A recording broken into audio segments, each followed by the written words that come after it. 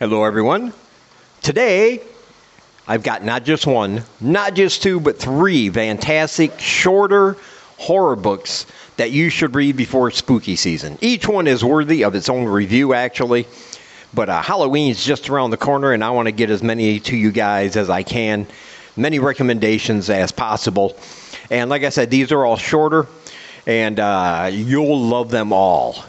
We got a lot of good stuff coming up. But first, I want to let you know that my book of short horror stories, called The Things That Happen at Night, is available at the link in the description for only $3. Also down below is a link to my free short horror stories over on Wattpad. And you can sign up for my newsletter. I send that out 2 or 3 times a month. And be sure to check out all my social media and join me on there, and we can talk about spooky stuff together. All right, let's get on with the video.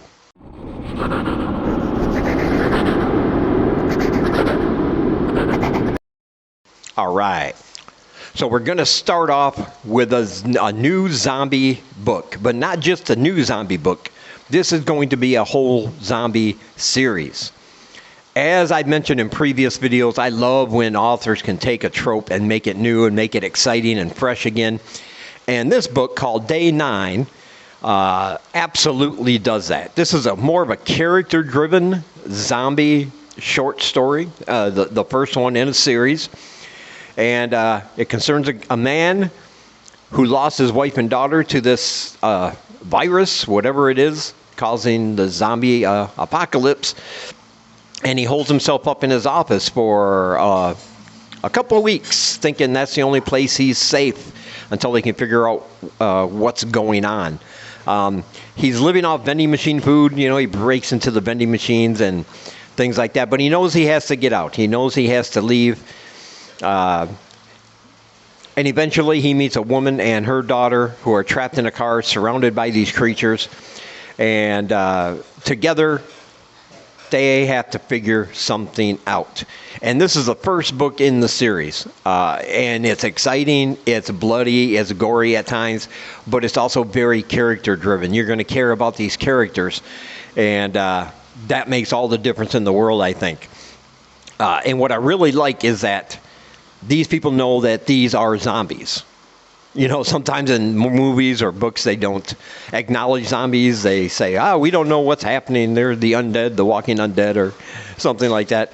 But in this world, everybody's familiar with the zombie mythology, and they know exactly what's going on. So they have some kind of knowledge on how to deal with them.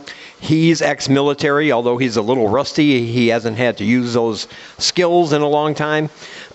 And so he's not like a superhero or anything. He, needs to get back into the flow of things. So there's danger around every corner.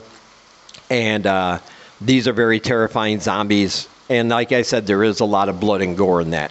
I highly recommend this book and the rest of the series. Day 9 by Damien Richard. Definitely pick that one up. And the second short book I want to tell you about is by Hash Black, and it's called Look at Me. Oh my goodness.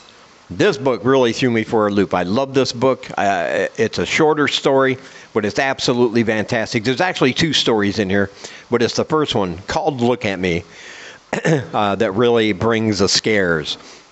It's basically about 3 guys that go out in a boat one night to party. It's kind of foggy.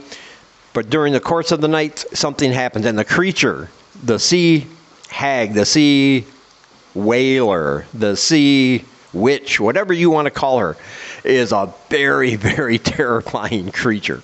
One of the best I've read about in a horror book, and I absolutely loved it. Because during the attack on these 3 guys, one of them is found down below after it's done, hanging, blood everywhere, with his eyes gouged out. And the 2 that are alive, of course, they are charged with the murder. They get off of those charges, and you'll find out how in this book.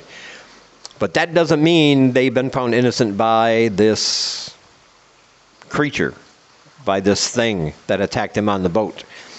Because she will haunt them with the 3 words over and over and over. Look at me.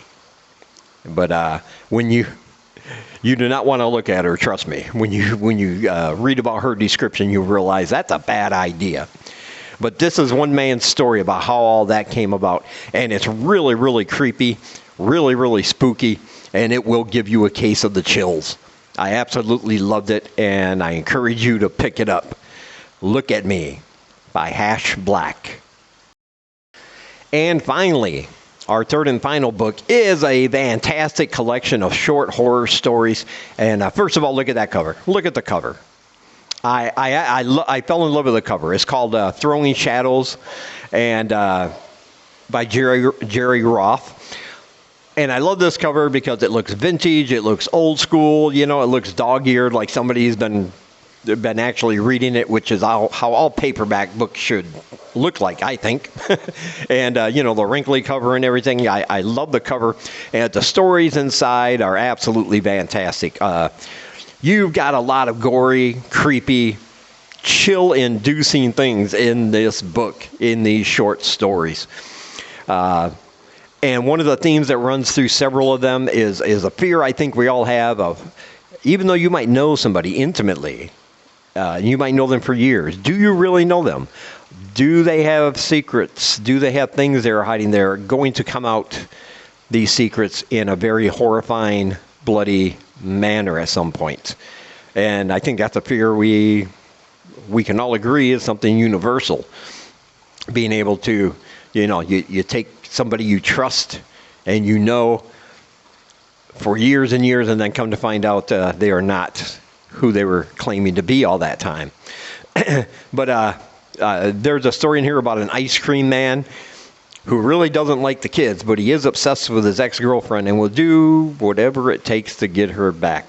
There's another one about a newlywed couple finds out the wife is now pregnant, and but something is not quite right with the baby.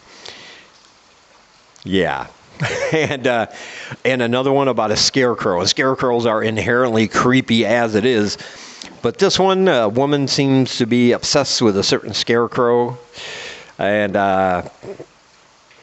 it comes to life. But that's not even the scariest part, because this book has a great twist at the end of that as well. And that's another thing about all these stories. They all end with most of them end with some kind of twist that you probably didn't see coming. But even if you did, even if you figured out, how it might end, getting to the end, the journey you take is absolutely worth it. It's kind of like when you know a jump scare is coming in a movie. Maybe you've seen it before, or you're aware it's coming because of the music. You know it's coming, you're prepared for it, but then when it happens, you still jump. That's the way these stories are. Even if you figure it out, you want to go along for the ride, because all of these stories are just fantastic. And you really need to add this one to your Halloween reading collection. And you only got a few days. So be sure to pick up all three of these books. They are fantastic. I highly recommend them. And there are links down below where you can do all that, pick all three of them up. They're all affordable, they're all short reads, and you'll get your fill of scares and chills when you read them, I promise. And as always, I want to say thank you for taking some of your time and spending it here with me. I really appreciate you guys watching. And until we meet again, keep reading spooky, my friends.